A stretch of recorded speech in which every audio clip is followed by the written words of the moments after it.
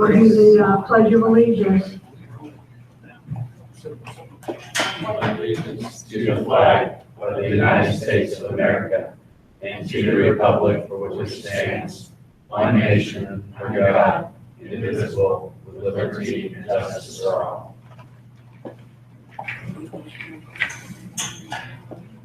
It's on. It's already on. Okay.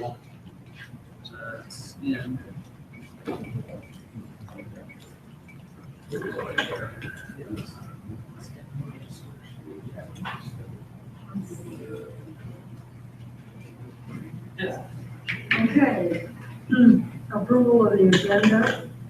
Make a motion to approve the agenda. There's a second to that motion. I'll second it. All in favor? Aye.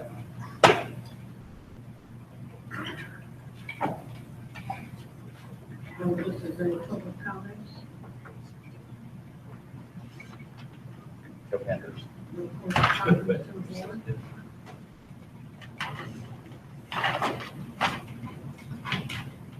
Recognition. Mr. Kwan, are you doing that? Sorry, I'm distracted here. That's okay, I'm sorry. I want to go ahead and say something about recognition while I'm doing that, if that's okay. Well, we'll let Michael go ahead first. Why don't you sit right here? Well, we have a little technical difficulty. Well, I'll start things out. We have our Partners in Education Award that we've been doing each month. This month, we just wanted to recognize the efforts that were given towards our homecoming week. This was a great homecoming week, and we just really appreciated all the effort that went into it. So we sent out a large list of names, and Adam is here. I'm going to actually give all the awards over to Adam to be able to present to the remainder of the group. I actually invited the group, but Adam's here to accept, I guess, on behalf of everyone, and then he can pass those certificates out. But Adam really spearheaded this, and I just want to bring him before the board and just to kind of congratulate him on a great homecoming week. We know that they don't do it for this. They do it for the kids to make it special for them. But that in and of itself is reason why we should bring him before the board and even the community to be able to honor him tonight. So let's give Adam a big round of applause for his effort. Round of applause and students too.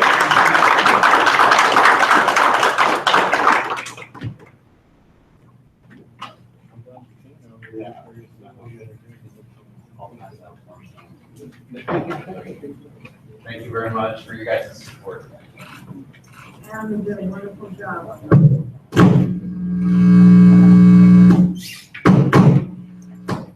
If you had anything to do with the win, way to go.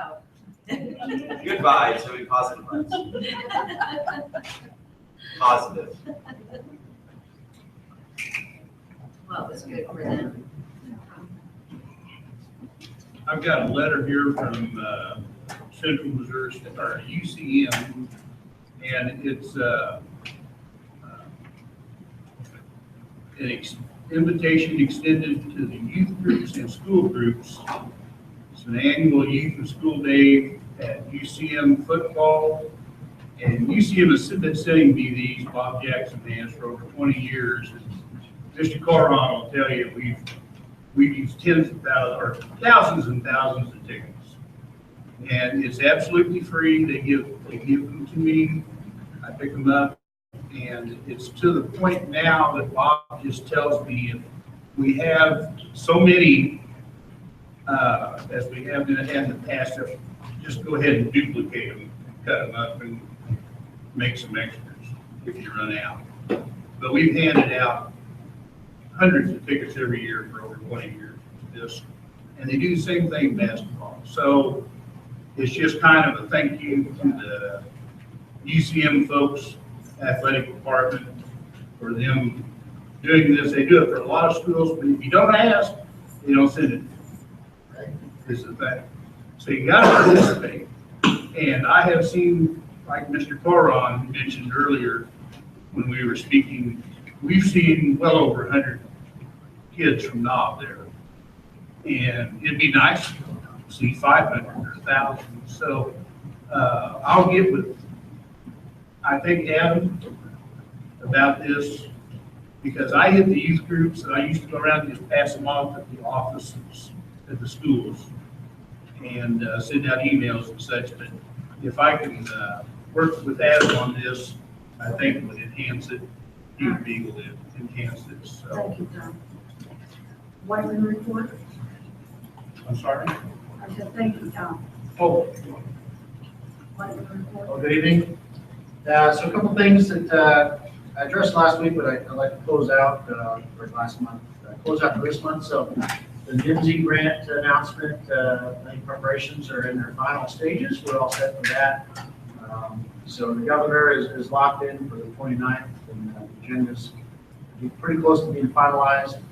Our security processes are in place, and I know we've worked with the school district to work with bus pickups from the school, transfer out to the base. So we're continuing to work with details on that, but we're at the final stages. And then aircraft displays, we definitely have the B-2 and the A-10 going to be in place, and we're working with the Army National Guard and the helicopters. So that'll certainly be a backdrop. And also, the kids will have an opportunity to not get right up on it, but get pretty close and do some photos and do all that. So that should be really great event. We're looking forward to that. The other piece I'd like to kind of talk to a little bit is our MFLAX. We're continuing to see great success and feedback from our families on the military family life consultants that we've got embedded in the schools, which ranges from individual counseling to kind of group meetings and lunches. We know that's really helpful to our independent kids. And they're responding really well, and our families continue to be grateful for the support that they're offered. Also, as I briefed last month, our next deployment cycle is kicking off really in earnest in October. Again, numbers will be smaller than the last cycle, but we'll have certainly a number of children affected by a deploying parent going downrange to execute our missions. The last one is at the request of the Whiteman Elementary School. We did some increased patrolling in some of the key areas in the school zone around the schools. So hopefully we've seen some increased awareness of our drivers, increased safety for our kids and for our families. So we're happy to be able to partner with the school and bring some additional enforcement to the key area. That's all I have. Any questions? Was that a problem? Yeah, we had some reports that folks were ignoring the crossing guards and the school zone. Again, we normally have that historically as probably the local off-base schools have seen. As the school starts up, people kind of gotten into the habit of forgetting about school zones over the summer. So there's some of that awareness. The other piece is the awareness of the crossing guards and the traffic. So we had some reports of some speeding and some people ignoring crossing guards. So we put some police units out there to bring awareness and have people pay attention. So I don't know that we've got a correlated association of increased ticketing, but at least awareness in the presence. Thank you. Thank you, Carl.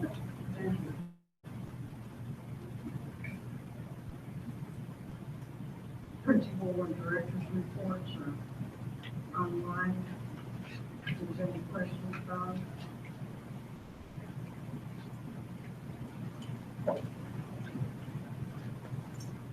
MSBA report? Good evening, everyone, and thank you for joining us. I just want to apologize for the technical difficulties to start the meeting, and because of those, I'd like to recommend that we skip viewing the MSBA video. That link is provided in your board agenda tonight and can be viewed online for those watching at home.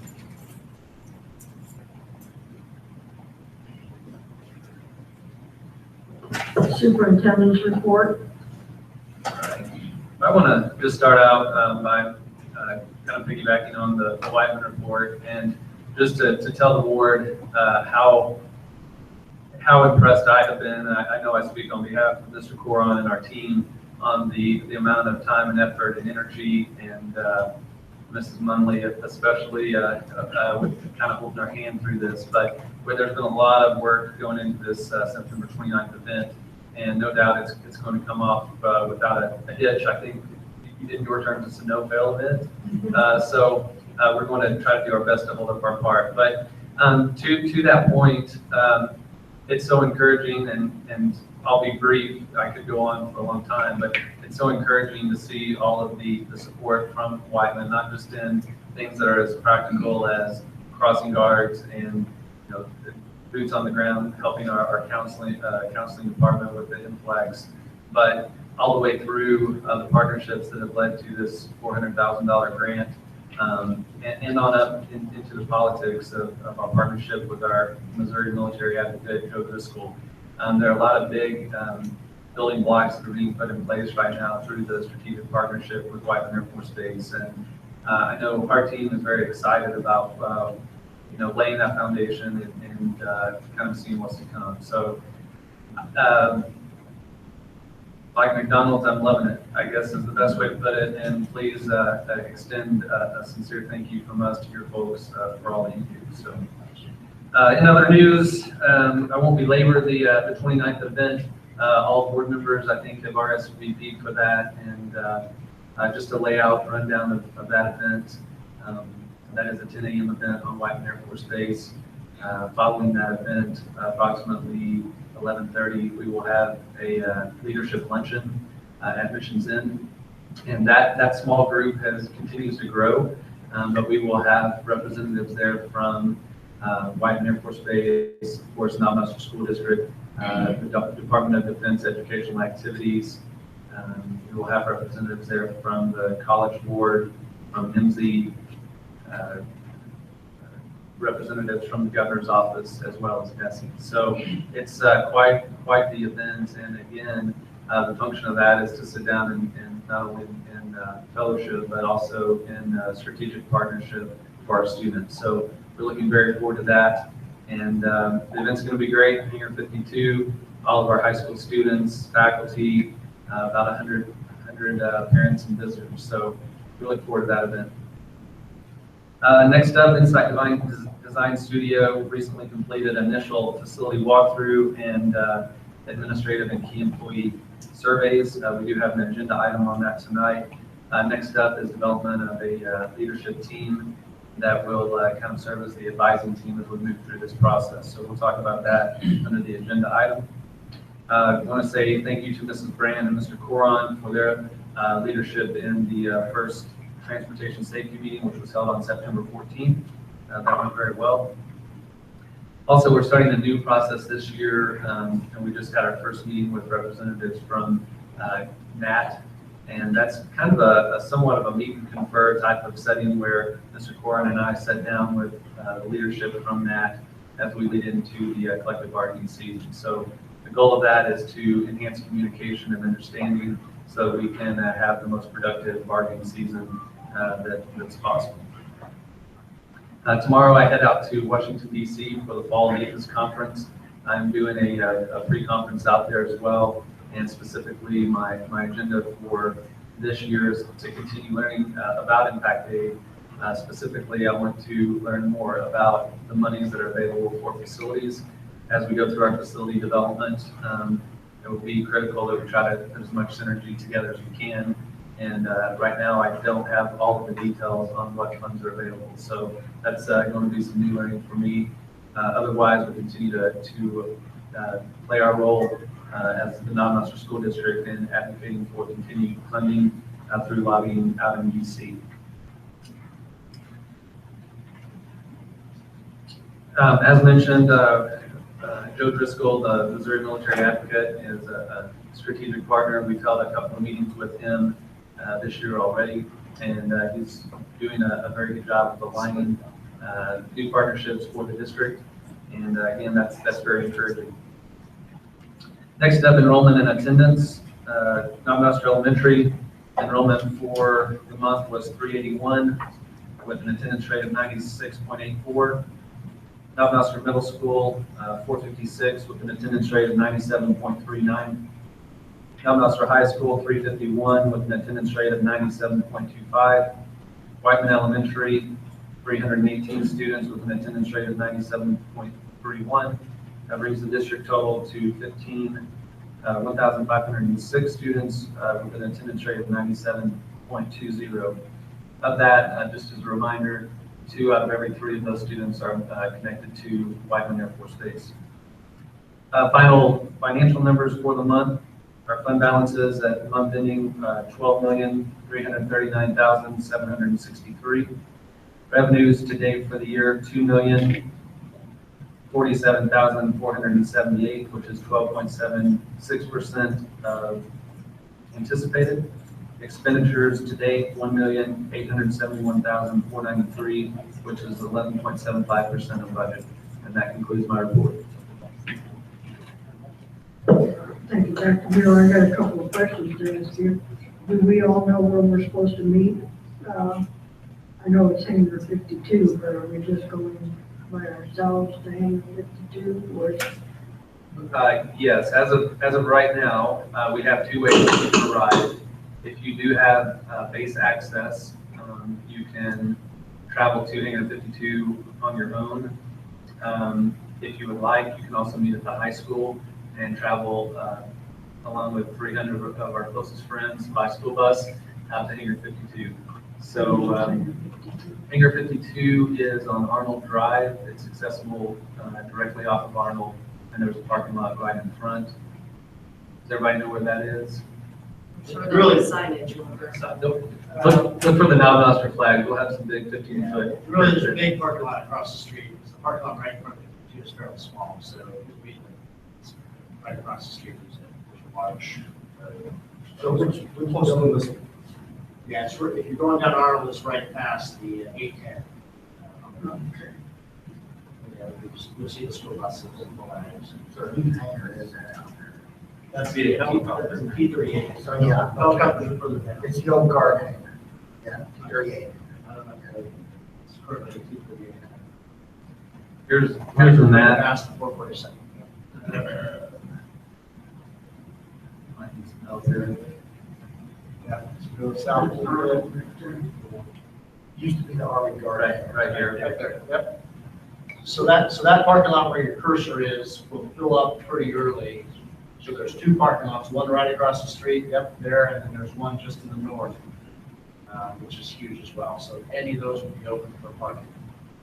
And then there'll be an E2 on display as indicated on that picture, actually. There could be a T38 probably to the right, to the north. Or an 810, I'm sorry. I'm not sure they all come. So the plan for that is you'll actually enter through this walkway here, come around, and we have a pretty nice layout in there.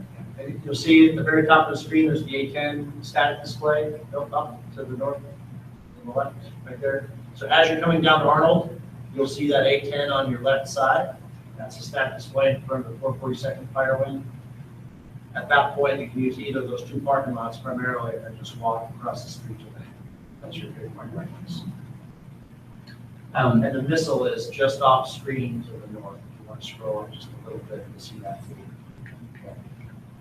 So as you come into the event, we have designated seating just in front of the stage for our distinguished visitors, and our board members are included in that group. Our ROTC will be ushering in, so if you need any assistance, just let them know. And how far are you going to be going to Washington? I'll be gone Thursday, Friday, and Monday. I'll be back late Monday evening. And then we'll go Tuesday and Wednesday to tie up any loose ends on this event. And did you mention the Camp Terra thing? This is the very next day? Yes, the next day is our MSBA, well, it actually starts Thursday. So as soon as we wrap up here, Mr. Coro, myself, and a number of our admin team will be headed down to the lake to the MSBA conference. We do present at 9 and 10 o'clock on Friday morning, and it's not too late if you would like to attend. We'd love to have you there.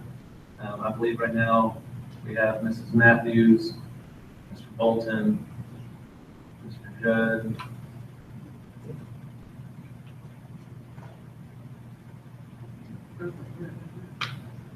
Mr. Bergie.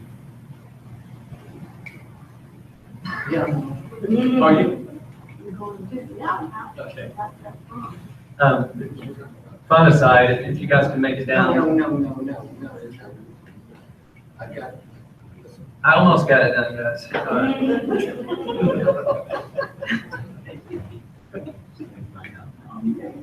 All in favor? We look forward, fun aside, I have to give him a hard time. That event, it's one of the better learning events for the year. So if you can't make it this time, hopefully you can next year. And we are proud that we will have 2 presentations, one on leadership transition, the other on collective bargaining on Friday morning. Sorry about the confusion, but I thought you were talking about the NIMSY grant. We were. So we'll be there. We were. Okay, Amy Youngblood is going to give a curriculum audit review.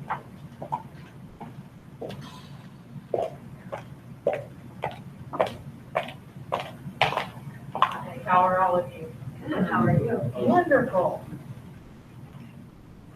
I'm so good at your videos. Hold on, before it's all said and done, if I don't. So, I'm here to talk to you about the findings of the curriculum audit. I did a couple weeks ago, I believe it was. Let's see if I can see when I was here. August 29th to the 31st were the dates that I was actually here at your school. First, I want to tell you just what a pleasure it was to be here. Your students were welcoming, your staff was welcoming. Mr. Karan took care of me for 3 days and made sure that I got to classrooms to see different things and got to talk to different teachers. So I just, again, want to say that you have a wonderful, wonderful school. And I've been in lots and lots of schools, and so I don't often start with that. Like, this is what I want to say, so you should be very, very pleased. So let's just start, and I'll start with what your strengths were throughout the district. One of your strengths is the willingness to collaborate. I saw teachers collaborating with grade levels multiple times. I know they talked about it. And with that, then there was strong support for your new teachers and teachers new to the district. I had several teachers that were new to the district stop me and tell me that the support here was phenomenal, that they had not received that in other districts, and also new teachers that stopped me and to make sure that I knew the kind of support they were receiving from their colleagues and from their administrators. So I think that that's huge. If you have that, you can do anything else that needs to be done. And so I would encourage you to, whatever you guys are doing to make sure that that happens, that be your priority to continue. The PLCs at the high school, which are your Wednesday, right? Your Wednesday afternoon collaboration meetings for your teachers. I wasn't able to observe all of them. I only got to one of them because, of course, they are all at the same time.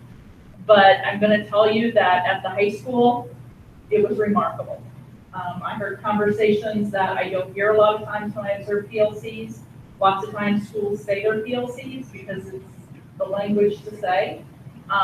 But to truly see it in action was a joy. And we actually, Mr. Karan and I talked about that as we were leaving, just all the exciting things that we saw and were able to witness that day.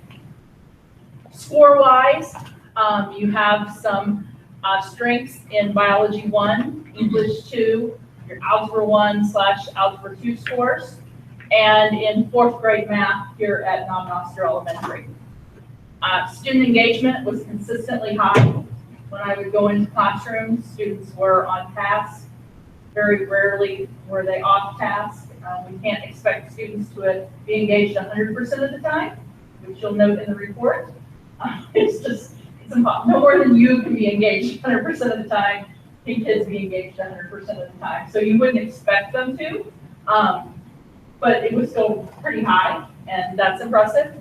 And the schools were clean and inviting. So thank your custodians, thank those people that do those things, because definitely very, very clean, very inviting. I felt like your parents were welcome. I was welcome.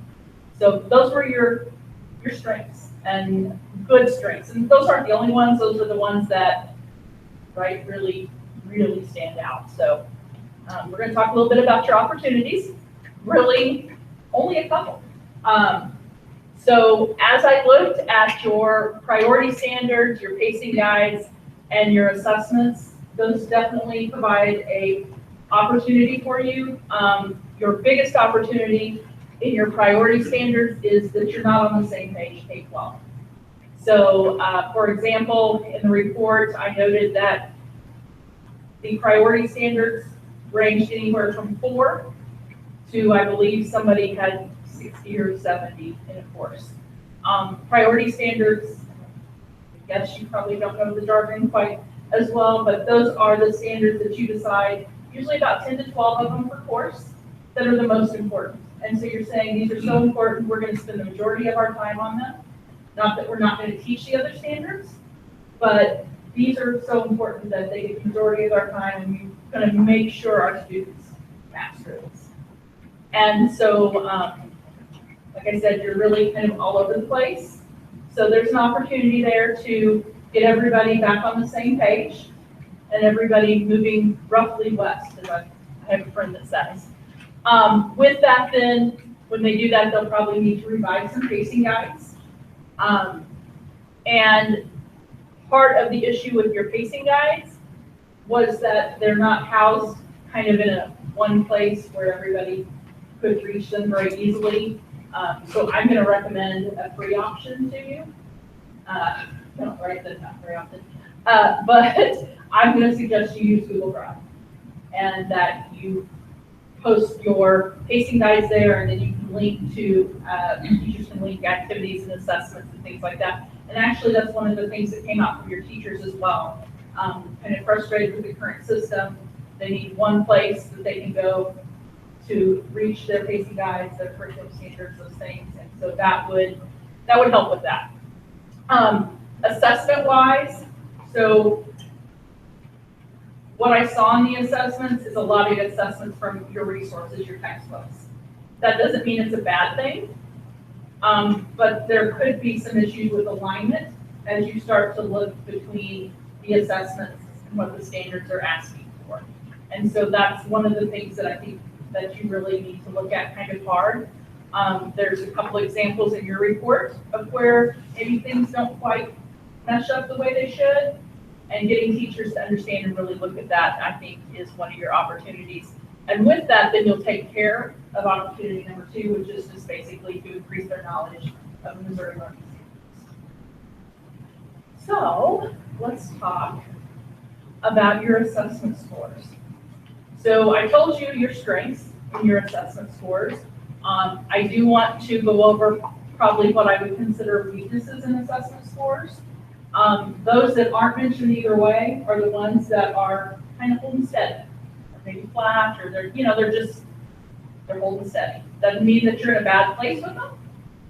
It just means that they didn't move dramatically one way or the other, or they weren't super high. You had a couple in high school that I mentioned on your strengths that they weren't moving, but they're in a really high place. So to get them to move is probably not going to be that easy, right? But definitely, as you look at these, you're going to see that your middle school is where the weakness or the opportunity is happening right now. In 5th grade, in English Language Arts, looking at your 3 years of your math performance index, you have about a 27-point drop. In math, there's about 90 points over the 3 years. And in science, then there's about 35 points over the 3 years. 6th grade was one of those grades then that they're holding steady. In 7th grade, then you only give English Language Arts and math test. And English Language Arts experienced about a 20-point drop over the 3 years, and math about a 59-point drop. And then 8th grade. In 8th grade, you're back to pre-test, English, math, and science. And you can see then English Language Arts had about a 30-point drop, math about a 53, and science about a 30-point drop. And then they get into high school, So you've got two big bookends, right? You've got your elementaries and you've got your high school, and for some reason we're experiencing this dip. Now, I will say that with that, particularly in 7th and 8th grade, what I saw was starting to come out of that dip a little bit. So there is some movement back up, but you're still significantly below where you were 3 years ago. So I'm gonna put it up. Questions, and you ask me whatever you would like, and I'll do my best to answer. Well, I have a couple questions. I don't know if anybody else does, but, and I don't know if these are directed to you or Mr. Coron or, I bet we can handle them together. okay. What does this mean to us? What does this mean to us in the school district? So I think, and then I think Mr. Coron's gonna have to follow that up.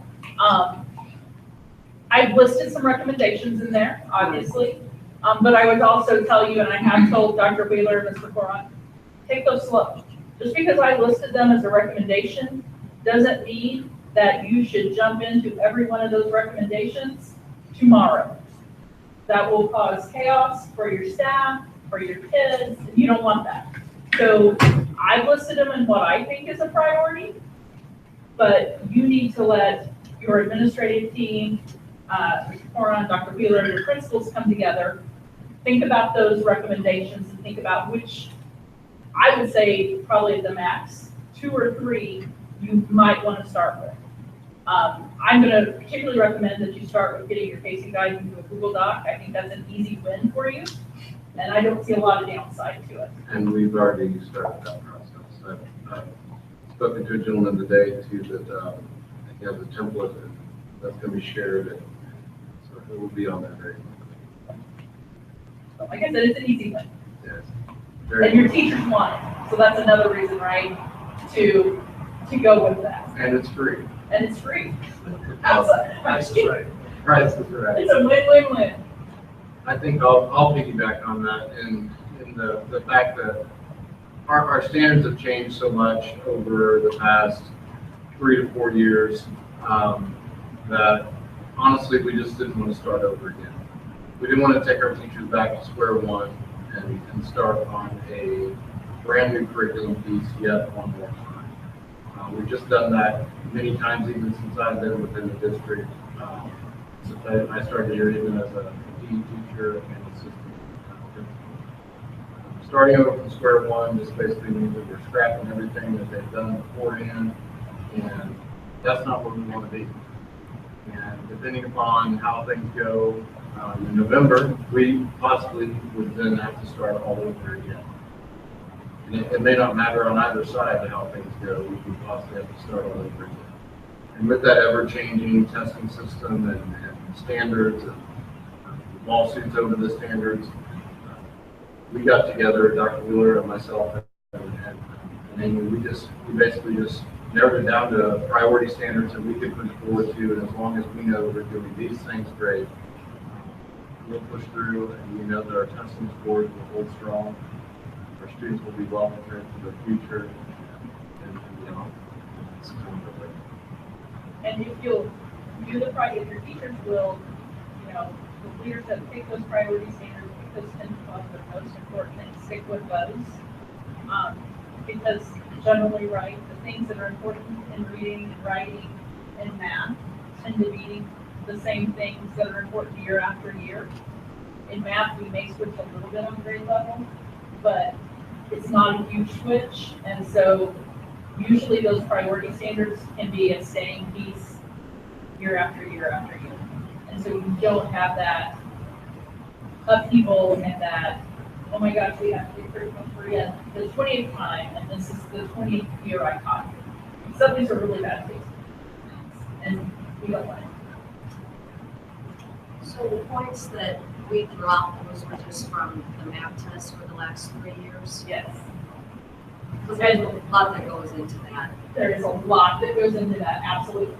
So you need to be aware, you need to watch for trends, but I also don't think that any drastic action is needed.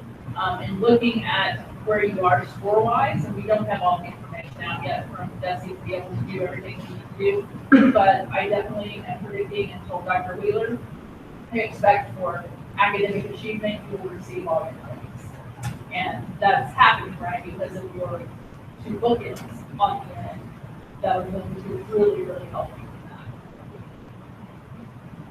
Well, and I think it's hard to, look at just, I mean, even your best kid on the best day can go in there and take the math test and their parents could have fought the night before. Absolutely. So they're not gonna be up to their best par either. So I mean, there's also a lot of other outside Absolutely. influences, so I'm glad that we're not based off just those No, scores. this is one piece Yes. of the puzzle. So that's why when I came in, I looked at that, I talked to teachers, I visited classrooms, teaching was happening, I visited classrooms during collaboration time. You know, this is one piece of that puzzle. And I think overall district-wide, that piece is probably a very true representation of what's happening. You guys have a lot of strengths, and I think your scores generally are showing that. Well, it seems to me, given the fact that she modeled so many schools and their curriculum standards, and given the fact that 3 years ago, we were with Common Core, and they changed, started growing into Missouri learning standards. You don't think that there's a lot of stress on these teachers for constantly changing the way that they play? Every time you turn around, they're changing something, Yes. you know? And And the so- problem is, Go ahead. all this money is, everything we do is tied to federal money or state money. So if you don't play the way that, if you don't change this up every time the government says so, it's just unbelievable. And that's got to take a serious toll on teachers and administrators to constantly keep up with the changes in going from Missouri Learning Standards, Common Core to Missouri Learning Standards, and no telling what it could be next year, the year after. And so, but that's why the priority standards are such a beautiful thing, in my opinion, because really and truly, and I'm, you know, I'm not a for very long, I've been Dr. Wheeler for a while. I think under their guidance, your teachers will pick the most important things, and those are gonna hold steady. I mean, you know, we know that we want kids to be able to read big grade level. We know that we want them to be able to write. We know that we want them to be able to write nonfiction reports and, you know, those expository pieces, and so those are those important things. Something else took place also. We went from a paper system to a computerized system 2 years ago. And you can't hardly establish any kind of a trend in scoring in 2 years. And that's why, but now, you know, when you look at part of what's happening, and one of the things I did recommend is that I really think you need to consider in your elementaries implementing a computer block, with a, you know, a computer teacher where they're learning some computer skills, they're learning some typing skills, and probably also some internet safety skills, or, you know, how to be a responsible citizen when using the internet. And I think that that could probably also play into what we're seeing from kids. Well, even at that, when you're dealing with 7th and 8th graders, or 6th, 7th, and 8th graders, that were used to taking a test on a paper system as opposed to a computer-based system. That, you know, we don't know how that affects. No, we don't. So then, Mr. Krause, since you're doing curriculum, do you have a plan to move forward with this, or are we gonna, hear about this later on down the road, or, go ahead. We definitely have a plan going forward, and a lot of that will deal with the recommendations that are on here. I think the biggest thing that we want to present before the board is we're trying to take a more common sense approach to how we deal with this, instead of looking at now yet again rewriting ELA, math, and science curriculum for now the 8th time in 10 years. Really diving deeper into that, bringing out those priority standards, not just in ELA, math and science, but in all our academics, pulling those priority standards and making sure that we hit those. We did this years ago, even here at Mount Master Elementary. We attended a conference where it was called the Fab 4 conference, and that map test at the time had 4 4 different strands, that it was 85% of the test. The thing that we used to do is, and back when we talked about IBDs today, the thing that we used to do is we used to look at what's called IBD data, and basically it boiled it down to a strand, and it said that you only had so many percentage of your kids, say 5% of your kids meet this strand. Well, the problem that we used to have in education is we would throw our hands up and get all excited, and then we'd teach to that strand so much. Well, when you boil it down and you look at the MAP test, that strand may have only had 1 question on that whole MAP test. And so we were throwing the baby out with the bathwater and just getting so excited about this. But our kids can answer that 1 question that next year on that MAP test. But the other 85 questions on the MAP test, we were throwing our hands up and not seeing it. So that's what priority standards do. They narrow it down to, this test is probably based on, and the new test is based on probably 4 generalized strands yet again. And I will guarantee that they're pretty much the same 4 that they've always been. Trend data has showed these same 4 standards over and over and over again. We are not teaching to the test. We want to prepare our students for their future. But with that, as Paul said, we still have to make sure that we are preparing our students for that test. And for them to do the best that they possibly can do. And it does boil down to those priorities. So instead of a knee-jerk reaction on something that is randomly tested, maybe 1 question on the test, we're going to focus on the priority of the test, the big bulk of the test, and not just the test itself, but what is going to best prepare our kids to move on, college and career ready from this point on. Well, I guess a couple of concerns I have with this report is we just sold our teachers on Wonders. We just, 2 years ago, we got Wonders. And 2 years ago, or maybe the last year, we got the Math and Focus.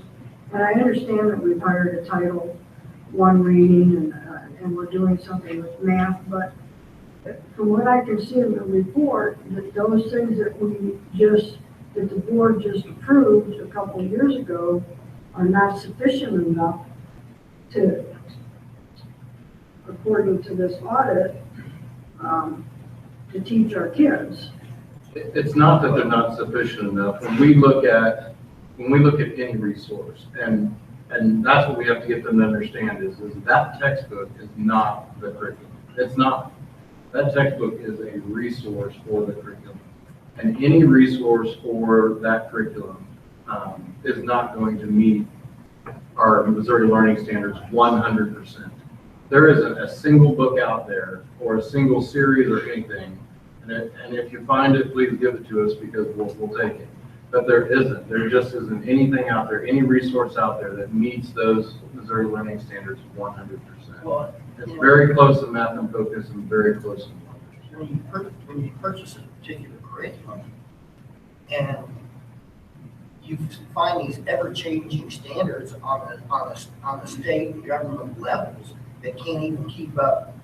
You know, every time you turn around, it's changing. So you buy something and all of a sudden it's obsolete because they've already changed it from Common Core to Missouri Learning Standards to something else, and then DESE comes down with a new set of rules. It's unbelievable. It is, and I want to throw in something when we're talking about resources. One of the greatest resources and the most valuable resources that we have is our time, and the teacher's time. And we don't need to go back and go through the weeds on this, but the focus and the energy and the time that our teachers were spending on a number of items last year that to some extent were distractions, those are gone. The teachers have spoken, they've given us their feedback, we've listened, the board has listened, and we're in a better place right now.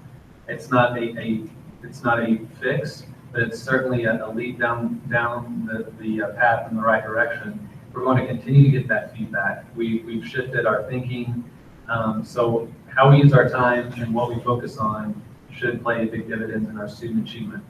And then you're exactly right, Mr. Birchie. The state continues to change the priority standards, what we're supposed to teach. They continue to change the assessment and how our students are going to be assessed.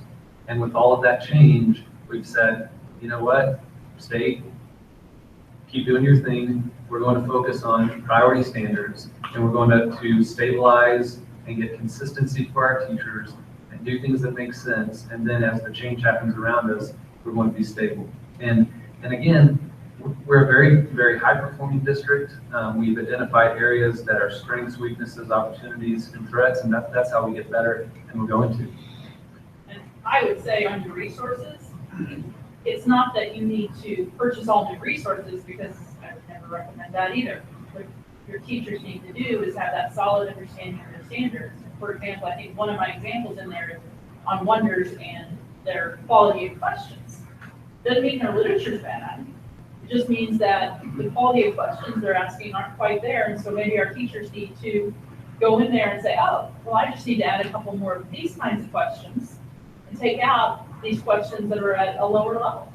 And so that's what knowing your standards really intimately will do for them. And the same with Math in Focus. So Math in Focus has great procedures and ways of doing things in math that are really going to get your kids far. And so it may just be simply making sure we're applying those to all the different problem types that are out there. That is one of the things that particularly at 2nd and 3rd grade, Math in Focus doesn't do well. So it's not that you need to get rid of a resource, because there's not a resource out there that meets every need for any district, whether you're in Missouri or Illinois or Mississippi. And so it's a matter of taking the resource you have and knowing what's in there that's quality, and knowing then where you need to supplement. Now, as I look at this whole thing, I believe that we have purchased the right equipment to do it with. I believe that we have that. What we need is the leadership, direction, and focus. Once we have the leadership and direction, and the focus will come. I believe that we now have the leadership, and I believe we have the direction in Mr. Coron, and now we just need the focus to make this all happen. And I believe that you're going to see these trends on upward from this point on. I agree. As I spoke with Dr. Wheeler last night, I told him, I said, this audit is good and bad. There's not a lot of that. Well, the good is it clears the past. The bad is now it's on their head. So that's the bad. Well, now, wait a minute, it's Mr. Coron, right? But, it's cleared it, we've seen it. I mean, nothing that's in here is a surprise to us. We've been beating on the table for 2 years over this, and now we're gonna go that direction. And I expect that it's gonna go up from here. I don't believe that the trend will continue down. I think that you're gonna see an instant, well, not instant, but I believe you're probably gonna see a trend upward with, like I said, the leadership and direction that we have at this time. I agree. Well, and I'll have to say, when I was a head coach, it all fell on me, but to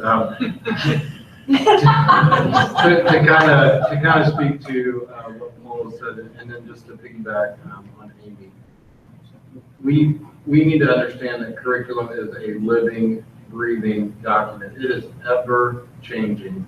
As those standards change, we need to change our curriculum. And we need to make sure that our curriculum is meeting the needs of our students, based not only on the standards, but based on our priority standards and that college and career readiness.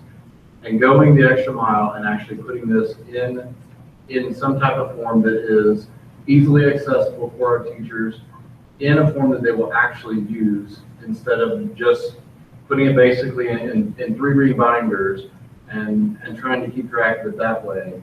But getting it in a digital form that they can edit and they can tie back to different assessments and even share in between their grade levels and between each other, that is going to go a long way in helping us be able to prepare this curriculum for our teachers. And it's free. I mean, I just have to keep going back to that. It's a great thing for us to be able to do. Our teachers are begging for this, and we are listening, and we're going to move forward. I think we've got great teachers and great students in our district. I think they're dealing with an ever-changing system at a state and federal level, and, you know, certainly.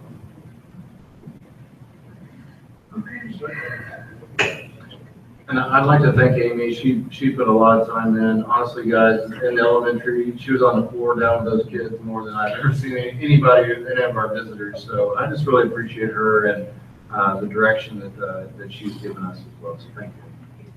Thank Thank you. you. Are we gonna, do we get the IDD report, does that come out in November or October, one of the two? It is Are we gonna use any of that data to help pick out the report? We will. It will, all of this information, all of our map information is embargoed. Now they've changed it again on us. It's September 29th when that information can come out. So we will be presenting a lot of the data for you in the October board meeting. Along with that, it is IBD data, but it's not called that anymore. So it's going to be very similar information that is going to come out. We will be looking at that, narrowing it down, talking to our leaders and our teachers about that. It's another DTI or something like that. They have some brand new name. It changes as much as the They told us standard. at the administrator conference, and I remember IBDs. Is there anything else that you guys need to help with this process? I'm guessing there's some other schools or other resources out there that kind of have this. Is it something that you can go steal from other resources? It is. I stole today. I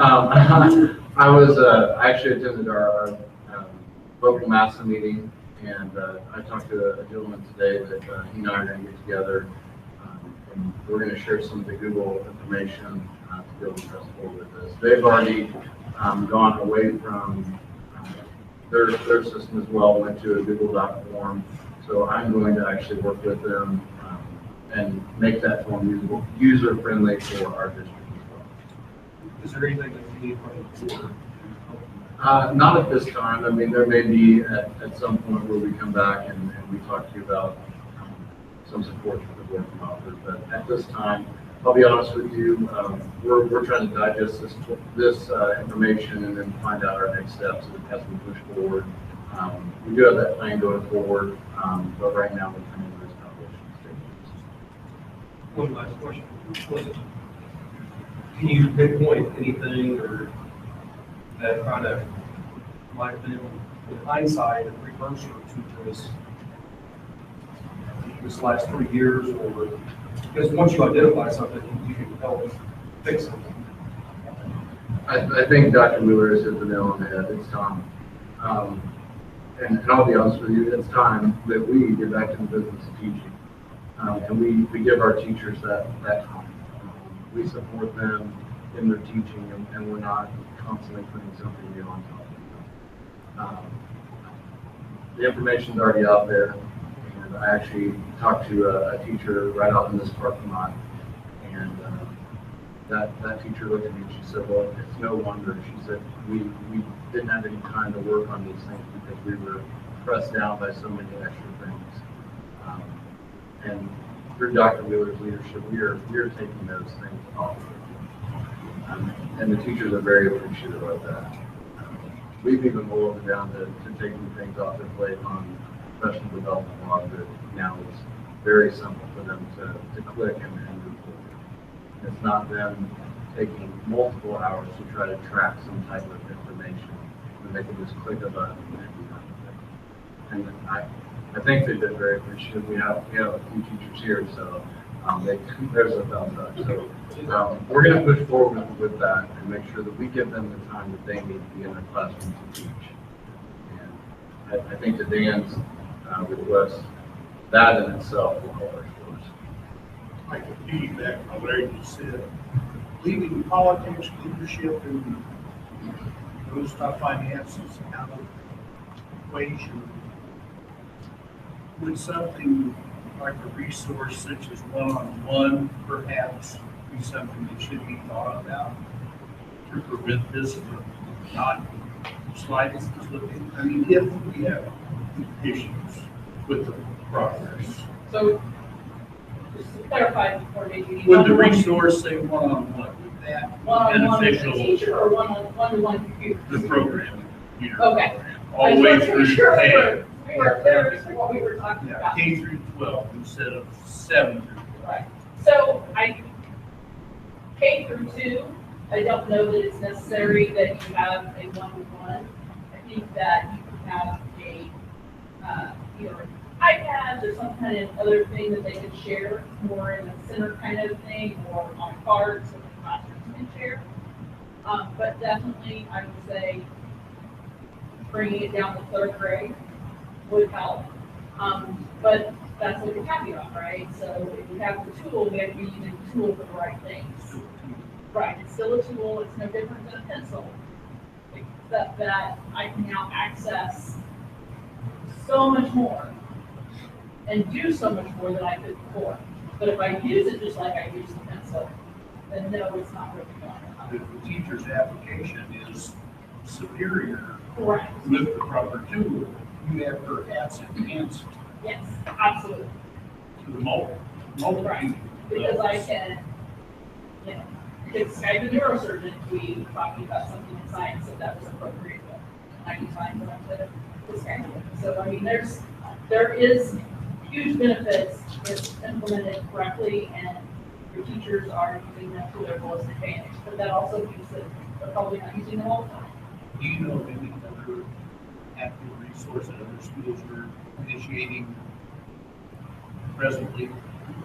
Not resource-wise, I mean, the biggest thing, right, is, Tool. yeah. The biggest thing is you have lots of schools that are going one-to-one, and different grade levels are where they're, starting, but lots of them starting in 3rd grade. And then from there, the biggest thing, which is already your strength, is your PLCs. And getting I feel computers. since everybody else on the board that we have what it takes to fix the problem. I don't think we have that big a problem to fix, so I want to be clear about We got a that. great So, team. yeah. I've been places that there are big problems to fix, and this is not that place. So you have some opportunities and some places that you could probably see some more growth and help students, but you don't have big problems. So thank you. Along with the one-to-one, again, one of the expressed recommendations in the audit is just a little history back 2 years ago, 3 years ago, the district went through budget reduction measures. And during that time, one of the key positions that was eliminated was the elementary computer lab instructors. And, our kids are being tested on devices now. We want to practice the way we play. And that's something that we talk about in sports all the time. It's the same thing in academics. And the more comfortable our students can be with the use of their devices by 3rd grade, it's no longer a distraction. And if they're uncomfortable with that, or they haven't spent the time, it becomes a barrier for them to show what they know academically. That's one slice of that. The other slice that I won't talk about is digital citizenship, which is probably one of the bigger threats to our students today, and that goes hand in hand as well. But to Mr. Bolton's question and point, we've identified some areas where we need to take action, and don't be surprised if we don't take action immediately on some of those. Well, then it falls back to the teacher to be the one to teach the kids how to maneuver on the computer, which takes time away from some other thing you should be teaching them. Right. So, I mean, right? But once you've taught them that, then the hope, and I think even the reality is that, so it's always about time invested up front, right? So when I was in the classroom, and I used a lot of math manipulatives when I was in the classroom, one of the things I did was we spent 2 weeks where I just rotated manipulatives through centers, so all they could do was play with them. The reason I did that was because that time up front allowed me to use them in the back end, where kids then didn't want to play with manipulatives, we could actually use them as math tools. And so that's what I'm trying to make the analogy here, is that your time spent up front teaching kids how to use the computers will then pay off on the back end for your teachers, so that they will be able to teach some of these other pieces. Your kids will be familiar when they go to make the assessment. Sooner the better. Two things that I would say about the assessment that you should know that having a one-to-one device would help them with is, first of all, the math test from grades 3 through, I believe, high school, but definitely 3 through 8, can be read to them. You don't have to have an IEP. You don't have to have any special needs. So if you are a low reader and your teacher wants you to, or you want to have it read to you, all you have to do is plug in your headphones. However, the downside of that is if I'm not used to having things read to me on the computer, then I'm probably not going to do as well. And so, that's one of those places that could definitely give some kids that know their math an extra leg up. The other thing that is happening in the English language arts test is that kids are being asked to compare 2 or more texts. And so while that looks very different, right, with a book, I have 2 books out, I can mark them up, it's a little different on your screen. And that's something else that having that screen and using it appropriately can help them. And different media. And different, yes, absolutely, because they do have to be able to listen to a video and take notes about that video and answer questions, things like that, so. I want to wrap this up with a bow, if we can. Just as a reminder, the annual performance report for the Navnaster School District for last year was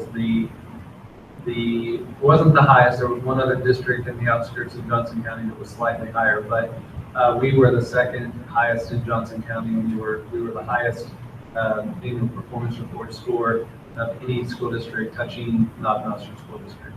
So we anticipate that we will have similar or nearly similar performance this year, and that is based on a 3-year rolling average with 2 different variables. So we're a very good district in many, many ways. We've identified areas how we can get better, and our teachers are ready, willing, and able to take us to the next levels, and it's our job to support them in doing that. Thank you. Thank you. You're welcome. Okay, approval of the consent agenda. Make a motion to approve the consent agenda. All in favor? Aye.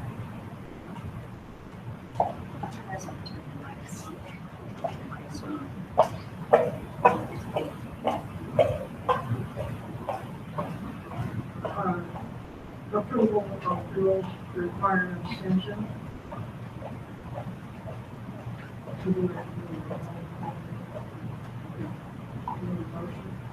Make a motion to approve the minutes as presented. No, that's the bills.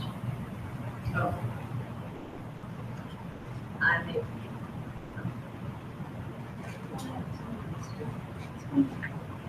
Make a motion to approve the bills requiring abstention. I second. All in favor? Aye. So we have 3 abstentions on that, or 2 this time. 2. Me and Mr. Judd abstained. Approval of bills of full board. Make a motion we approve the bills, school board. Second. All in favor? Aye. Program audits. Just want to mention as a brief, just informational piece. One, you guys just heard an instructional audit, curriculum audit for our district.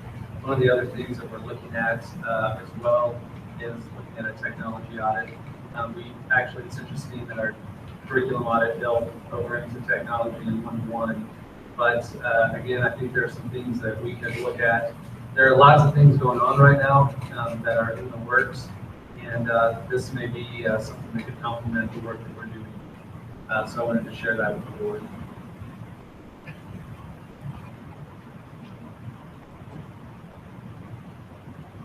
Okay, Insight Design Studio Facility Audit update.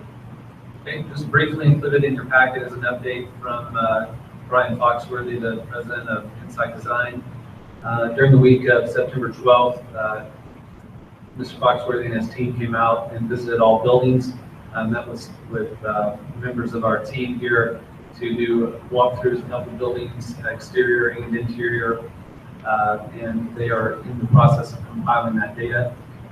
Likewise, they have conducted online surveys with key personnel, including our facilities and maintenance team, as well as building administrators. So they will be compiling that information as well. One of the next steps in this process is to assemble an executive facilities committee. And that committee is typically comprised of building administrators, a couple of board members, and directors of maintenance. The task of this committee will be to work with the design team to form a basis of the long-range approach. And we're looking to start those meetings soon. So if there are any members of the board that would like to be on that committee, I want to send that invitation at this time. So I see Mr. Billy, Mr. Bolton, Mr. Hughes. That's 3. If we do one more, we'll have a quorum. I think we've got to limit it to 3. I'll check on that and see if there's a way, because I know you have some pretty valuable insight with your work in the district. But we'll be in touch. Thank you guys for volunteering. This, as you know, is very important work, and we don't want to move with haste, but there's certainly a lot of positive energy going on right now. So in my opinion, the sooner we can get this plan a couple of miles down the road, the better off we'll be. So we'll be in touch. The NIMSY initiative.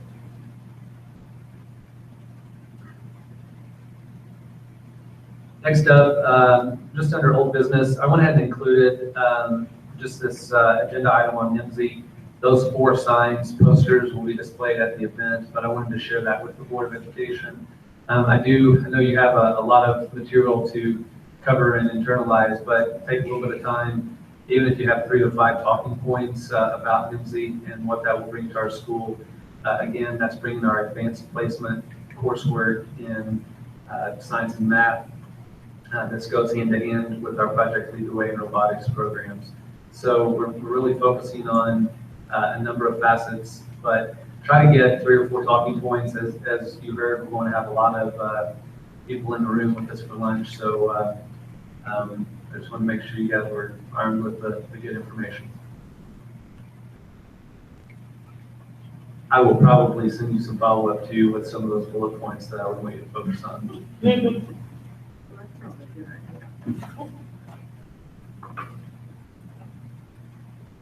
Okay. Adjournment into executive. Wow. I make a motion to adjourn to executive session pursuant to RSMO 610.213, 13, 2, and 1.